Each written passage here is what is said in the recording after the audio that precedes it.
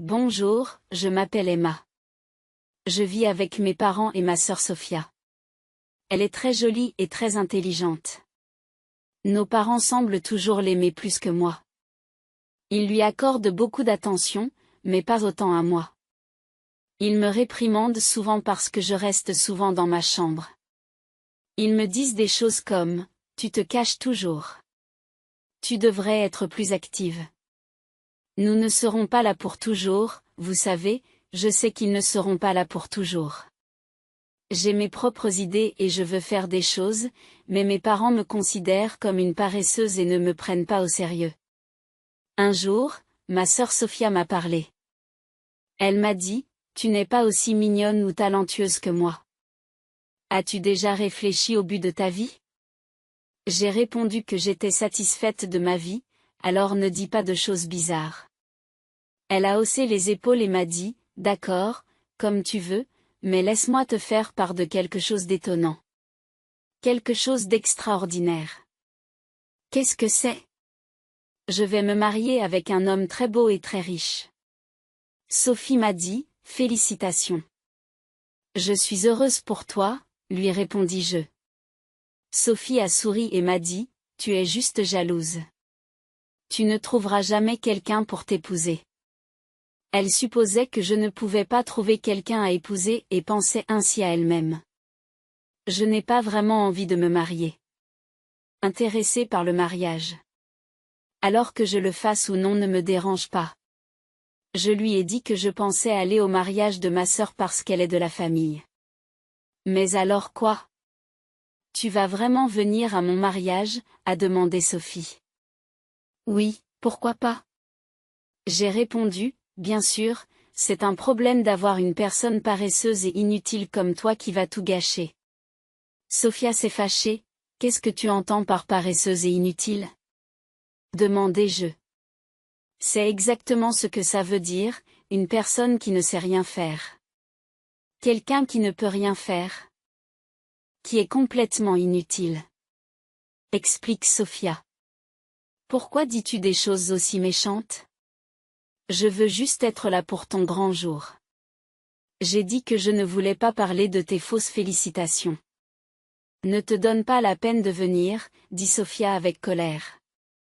Ma sœur ne voulait vraiment pas que je vienne à son mariage. Elle n'arrêtait pas de le dire. Et même papa et maman étaient d'accord, me traitant de paresseuse et d'inutile qui ne devrait pas y aller. Mais j'ai pensé que ce ne serait pas bien si aucune famille ne venait. J'ai donc décidé d'y aller quand même. Le jour du mariage, alors que je me préparais dans ma robe, papa et maman m'ont surprise. Qu'est-ce que tu fais là?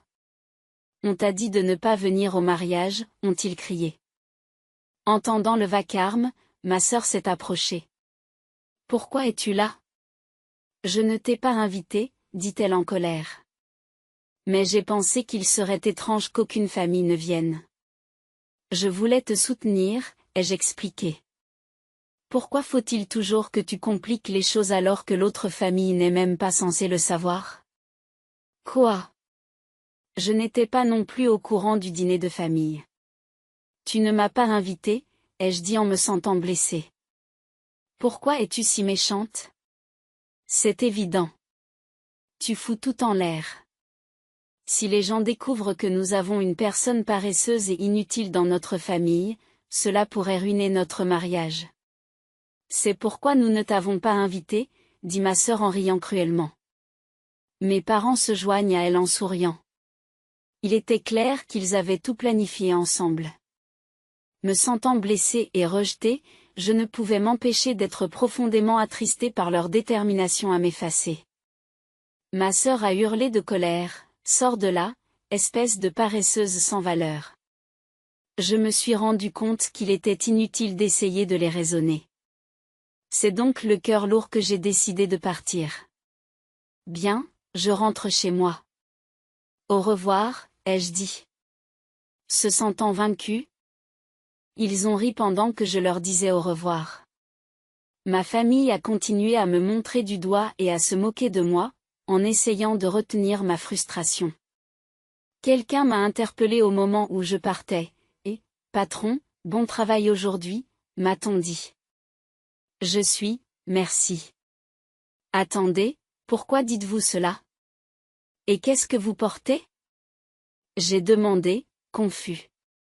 Et celui qui se marie, tu ne le savais pas, ont-ils répondu. Quoi? Attendez. Comment le sais-tu, Caleb? Et pourquoi m'appelez-vous patron? J'ai demandé, déconcerté. Pour votre information, cette personne est le président de mon entreprise. Cette personne est le président de mon entreprise, ont-ils expliqué. C'est impossible que vous soyez le président, me suis-je exclamé, choqué. Et quel est votre lien avec Sophia? Ont-ils demandé. C'est ma sœur, ai-je répondu. Quoi? Sophia est votre sœur? Mais je ne t'ai pas vu. Avec les salutations de la famille, s'étonne Caleb.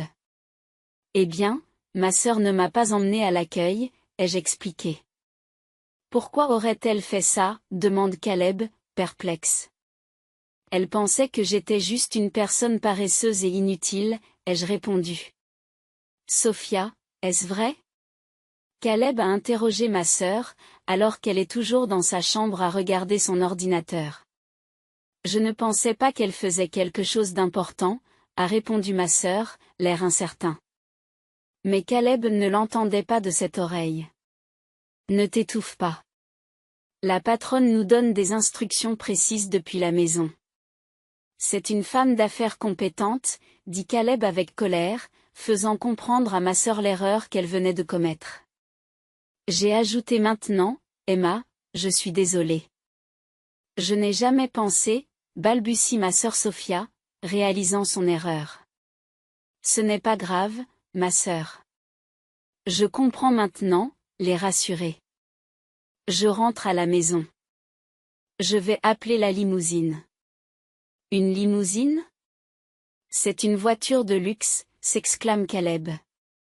Surpris, patron, que vous partiez, demande Caleb. Inquiet. Oui, il semble que je ne sois pas le bienvenu ici, répondis-je. Je me sens blessé. Et, qu'est-ce que tu fais, Sophia?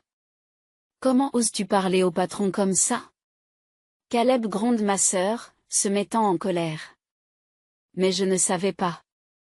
Comment peux-tu me reprocher de ne pas savoir? Sophie s'est défendue, semblant avoir des remords. L'ignorance n'est pas une excuse, patron. Je m'excuse pour l'impolitesse de Sophia, dit Caleb.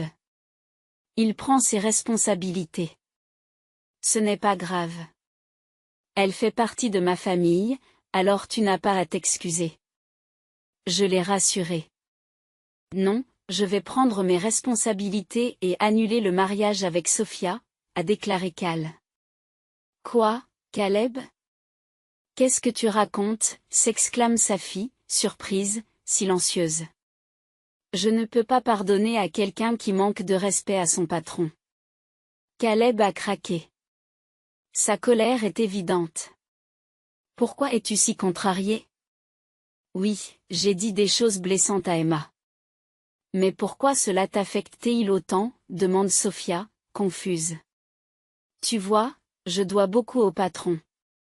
J'ai eu du mal à trouver un travail stable. Mes antécédents professionnels étaient en désordre et j'avais du mal à me faire embaucher quelque part.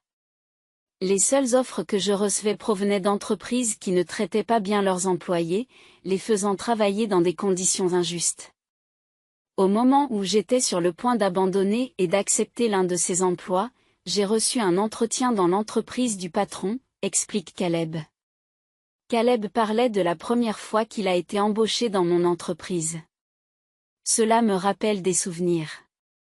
Je me souviendrai de ce qui s'est passé, ai-je dit en repensant au passé.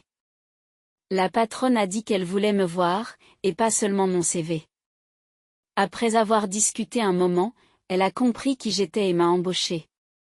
L'entreprise de la patronne offre des conditions de travail équitables et me traite bien.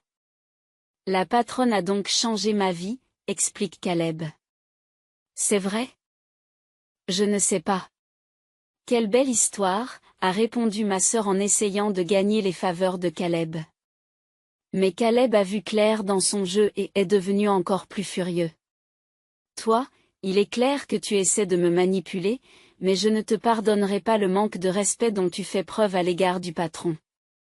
Dit Caleb d'un ton sévère, faisant trembler ma sœur qui craignait sa colère. S'il vous plaît, n'annulez pas le mariage. Allez, père, mère, dites quelque chose, plaide ma sœur, cherchant le soutien de nos parents, mais ils restent silencieux, ne voulant pas intervenir. Nous ne voulions pas blâmer Emma autant que Sophia l'a fait. C'est vrai. Tout ça, c'est de votre faute. Mon père a finalement pris la parole, rejetant la responsabilité sur ma sœur. Qu'est-ce que c'est? Alors le mariage est annulé, s'exclama ma sœur, l'eau ruisselant sur son visage tandis qu'elle hurlait de frustration. Caleb est resté calme en expliquant les conséquences de l'annulation du mariage. Si nous annulons le mariage, il y aura des frais d'annulation. Si nous annulons le jour même, les frais seront de 100%. Caleb explique calmement. Quel cent%? Combien d'argent cela représente-t-il? Demande ma sœur, choquée. Eh bien, le coût total du mariage était de $30 000. Cela fait donc $30 000. Caleb a répondu calmement. Quoi, je dois payer $30 000 même si c'est annulé, s'est exclamée ma sœur. C'est ainsi que fonctionnent les frais d'annulation, a expliqué Caleb. Caleb a expliqué, de toute évidence, c'est impossible. Alors nous devrions juste aller de l'avant avec le mariage, a suggéré ma sœur en essayant de trouver une solution. Désolée, mais je ne peux pas faire ça. Je ne peux pas pardonner ce que tu as dit au patron, et j'ai peur que tu continues à être violent si nous nous marions. Je ne peux pas vivre avec quelqu'un comme ça, explique Caleb. Son homme est dangereux, a demandé ma sœur, qui se sentait blessée. Anne, s'il te plaît? A dit ma mère pour tenter de calmer la situation. Qu'en pensez-vous, patron? Caleb m'a demandé mon avis. Elle dit cela maintenant. Mais elle te dit juste ce que tu veux entendre pour traverser cette situation, ai-je répondu calmement. Si vous vous mariez, elle commencera probablement à vous maltraiter aussi, en vous reprochant de ne pas faire assez de ménage alors que vous travaillez, ou en se plaignant des difficultés d'être une femme au foyer et en s'attendant à ce que vous fassiez toutes les corvées. Je vois. Alors il vaut mieux annuler le mariage, conclut Caleb, qui comprend la situation. Et, ne dis pas des choses aussi inutiles. J'ai failli le convaincre, a protesté ma sœur, frustrée. Tu as bien entendu? Elle a dit convaincre. Ce n'est pas un mot que l'on utilise avec quelqu'un que l'on veut épouser, n'est-ce pas? J'ai souligné le manque d'engagement sincère dans les paroles de ma sœur. Je pense que oui. Je pense qu'il vaut mieux annuler le mariage ou changer, dit Caleb en s'éloignant. Attendez, Caleb, ne partez pas, a plaidé ma sœur, paniquée. Emma, qu'as-tu fait? Mon mariage est gâché. Ne me blâme pas. C'est de ta faute. Tu l'as cherché toi-même, ai-je rétorqué, frustrée. Si tu n'avais pas insisté pour que je ne vienne pas au mariage, rien de tout cela ne serait arrivé. C'est ta responsabilité. Ramène Caleb tout de suite, a demandé ma sœur avec colère. Je comprends ce que tu ressens. Mais Caleb semble avoir perdu son désir de se marier. Si tu continues le mariage dans cet état, cela ne fera que vous faire souffrir tous les deux. Je pense qu'il est préférable d'annuler le mariage. Je vous le conseille. Que dois-je faire alors? Tu as entendu parler des frais d'annulation? $30 000, c'est énorme, s'exclame ma sœur, inquiète des conséquences financières. Oui, c'est une somme importante. Même si nous partageons les frais d'annulation, cela fait toujours $15 000. Et s'il m'accuse d'être responsable de l'annulation? Je risque de devoir payer la totalité de la somme, ai-je expliqué, consciente de la charge financière. C'est une possibilité, mais quel choix avez-vous? Tu l'as cherché toi-même, lui ai-je fait remarquer. Et, je viens de dire des mots durs. Est-ce que ça vaut vraiment la peine d'annuler le mariage pour ça? Ma sœur proteste. Ne me dis pas que c'est la décision de Caleb, a-t-elle ajouté, se sentant dépassée. Et, père, mère, dites quelque chose, a plaidé ma sœur, se tournant vers ses parents pour obtenir leur soutien. Soudain, nos parents sont devenus très amicaux envers moi. Je ne savais pas qu'Emma était devenue patronne. En tant que mère, je suis si fière, s'exclame ma mère. Non, j'ai toujours cru en Emma. C'est une vraie fonceuse. À partir de maintenant, comptons sur l'argent d'Emma, ajoute mon père, qui compte sur ma réussite financière. Je lui ai rétorqué, tu plaisantes. Il m'avait aussi agressé verbalement par le passé, je n'avais donc pas envie de dépenser de l'argent pour eux. Désolé, mais je ne veux plus vivre avec ma famille. Je rentre chez moi et je cherche un appartement pour vivre seul, ai-je déclaré, lassé de la situation. Je lui réponds, quoi? Pourquoi? Nous vivons ensemble depuis tout ce temps. Pourquoi veux-tu soudain vivre seul? Me demande ma sœur, confuse. J'ai vécu avec toi parce que je croyais au concept des liens familiaux. J'espérais qu'en vivant ensemble, tu finirais par comprendre mon travail. Mais la réalité était différente. Vous n'avez jamais compris mon travail et vous m'avez même insulté. Et maintenant, vous voulez compter sur mon argent. Est-ce que quelqu'un voudrait vivre avec des gens comme ça? J'ai expliqué, me sentant blessée et frustrée. Je comprends. Je suis désolée. À partir de maintenant, je te chérirai. Continue à vivre avec nous, s'il te plaît, d'accord? Ma sœur s'est excusée, espérant rétablir notre relation. J'ai dit non. Je ne veux plus vivre avec vous, ai-je répondu, fermement. En restant sur ma décision. Malgré mon refus, père et mère ont continué à insister, refusant d'accepter mon choix. Et si on mettait Sophia à la porte? Alors tu vivras avec nous, n'est-ce pas? Proposa mon père, surprenant tout le monde avec sa proposition. Quoi? Attends, père, qu'est-ce que tu dis? Ma sœur a protesté, se sentant choquée et blessée par ses paroles. Je me sens choquée et blessée par ces paroles. J'ai été idiot de m'attendre à quoi que ce soit de ta part. Nous ferions mieux de vivre avec Emma plutôt qu'avec toi, s'est emporté mon père, montrant avec colère sa déception à l'égard de ma sœur. C'est à ce moment-là que mon père a abandonné ma sœur et, en tant que membre de la famille, je ne pouvais pas supporter d'être témoin d'une telle cruauté. Père, sache que je déteste les gens qui abandonnent les autres aussi facilement. Le plus. J'ai exprimé fermement ma désapprobation. Qu'est-ce que tu racontes? Demanda mon père, interloqué par mes paroles. Les gens comme ça finiront par trahir ma confiance aussi, alors je ne peux pas vivre avec eux, expliquai-je. Pas question, s'exclame mon père, conscient des conséquences de ses actes.